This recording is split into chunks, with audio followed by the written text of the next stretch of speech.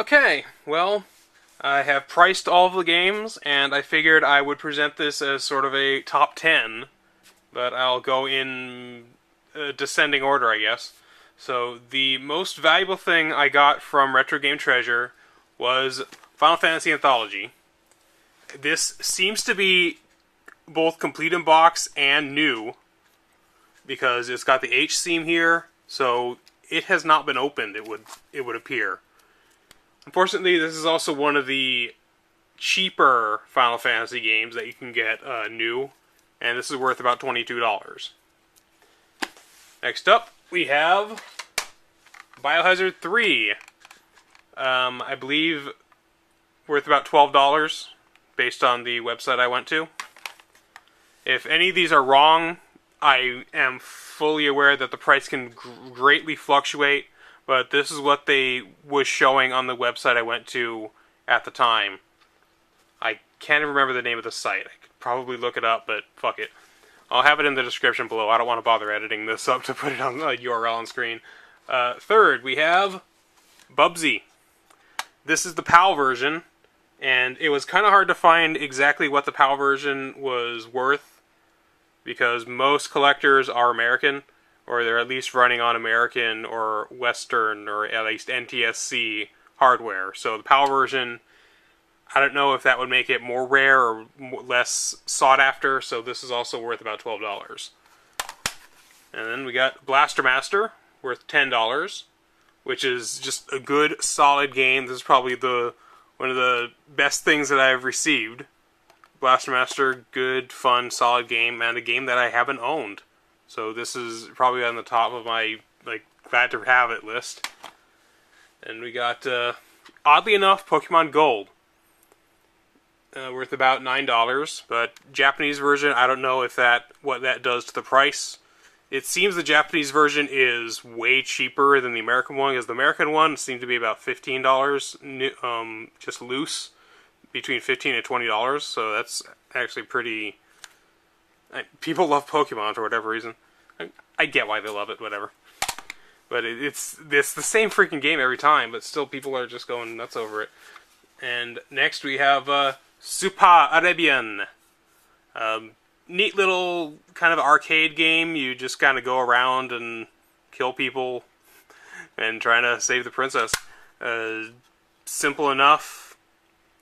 Not too much to say about it. It never did come out in the US, so this is pretty cool that I have one that didn't come out. If I was kind of guaranteed to get stuff that was Japanese exclusive, I'd probably keep doing this, but I'm not going to take that risk. And next up we have Mr. Domino. I had heard of this game. It seems very weird, very Japanese, but I am going to love to pop this in my PS1 and try it out, because this seems like a really weird, silly game. This was, Super Arabian, that's worth about $9 also, just like Pokemon Gold. And Mr. Domino, $8.57. That's specifically what the website said, $8.57. Next we have Brandish, worth about $8. It's going to be interesting to take a look at it. Made by Koei, so they tend to make good stuff.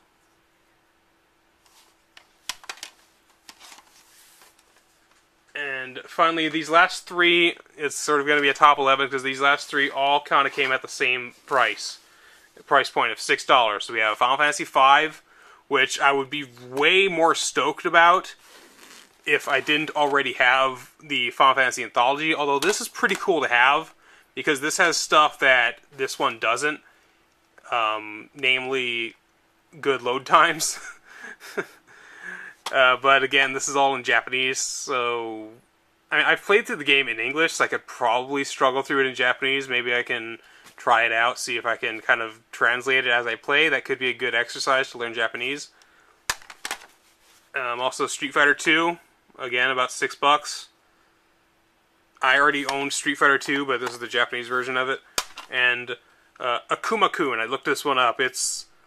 I'm sure you'll know exactly what this is. It's based on a manga from, I think, the 60s, and it is a turn-based JRPG. I'm sure you knew exactly what it was going to be from there. It looked, from the cape, I kind of thought it might have been something kind of like Mighty Bomb Jack. But no, Akuma-kun Makai no Waru. So Akuma-kun Devil World. Something about Devil World. So those are the 11 most valuable games that I got from the Retro Game Treasure. And those are worth about...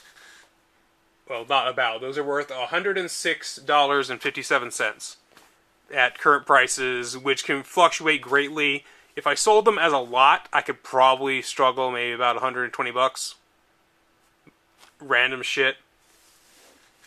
But then we go down into the cheaper ones.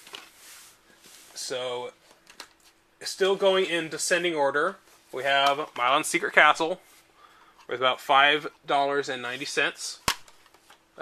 Robotech Battlecry, $5.89. Like a penny less. So, do you want this or this? One's a penny cheaper than the other. Dr. Mario, $5.69. Tetris, which I put in this nice little case. So this is actually worth like 30 cents more than, or 25 cents more than it actually is. So Tetris, that's about $5.50, as well as Slamscape, also $5.50. I really haven't tried any of these PlayStation games out. I probably should, just to see how they are. Hey, it's got an Aeon Flux ad. The Atari Anniversary Edition. I did play this one. This one's actually pretty cool. If you like Atari games, there it is. Spin Jam. Atari Anniversary Edition, $5.32.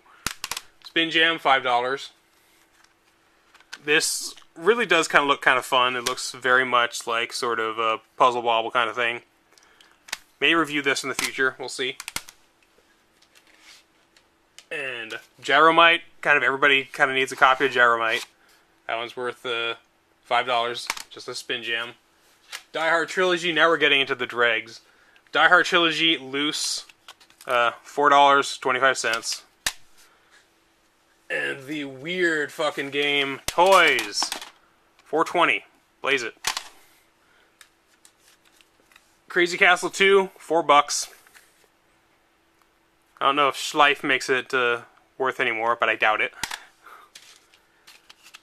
Activision Classics, $4. And finally, the two trash tier games that I got. We got Alone in the Dark for PS2. I don't know why this one is so cheap. Probably because I hear it's not that good of a game.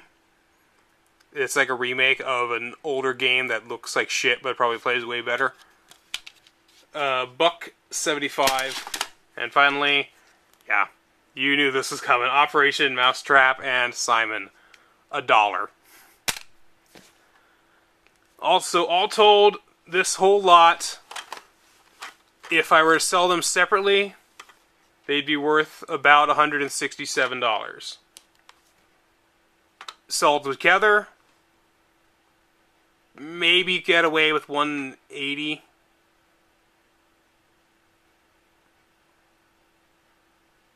Probably less, probably like $150 if I were to sell these as one big lot together. $150 if you want them. And I did get 7 months of Retro Game Treasure. I bought 4 of them at 1 month at a time, and then I bought 3 months together. So that's about 37 times 4 plus another 100 for the 3 months. So that's $248 for about $167 worth of stuff. So the profit margin is non-existent, I guess you would say. But you don't do this for profit, you do this for pleasure. You buy these things because you want someone else to curate your collecting.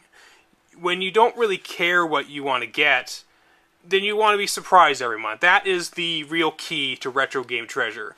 You don't buy it because you're going to get something valuable. You buy it because you're going to get a surprise. You're going to get something interesting to talk about every month. You don't do it because you're hoping to make a profit on it, because don't. That's not why you would do Retro Game Treasure. You would do it because you want to be surprised. You want somebody else to curate your collection, like I said before. You do it when you don't want to have to go out and game hunt on your own. But if you enjoy that, that's the kind of thing you do. So, I would like to get more Japanese exclusive stuff. I could sort of use them as practice material because I'm trying to learn Japanese, desperately trying to learn Japanese this year. I did master the first 15 kana, which is nice. 15 down, like 80 to go. But I'm sure there's a cheaper way to do that. If there's a game that I want to check out, if anybody has any suggestions for Japanese exclusive games, I need to find something that can actually play regular Famicom games, because I don't have anything that does. I can play Super Famicom just fine with my Game Age, but not regular Famicom. But I've been rambling for quite some time, and I'd like to thank everybody for sticking through this series. I'm not going to get mad about this company. They do what they do, but they're not for me. I'm sure there's some people out there who like it. I tried them out, decided they're not for me. The real pain in the ass is actually canceling your account, because you have to contact them through email. You can't actually do it on the site. You can skip the next month, but you can't cancel completely unless you contact them over email. That kind of sucks. So I'm going to contact them right now and cancel my subscription for the future. Until then, everybody, have fun, happy gaming, and play something that you'll enjoy today. Take care.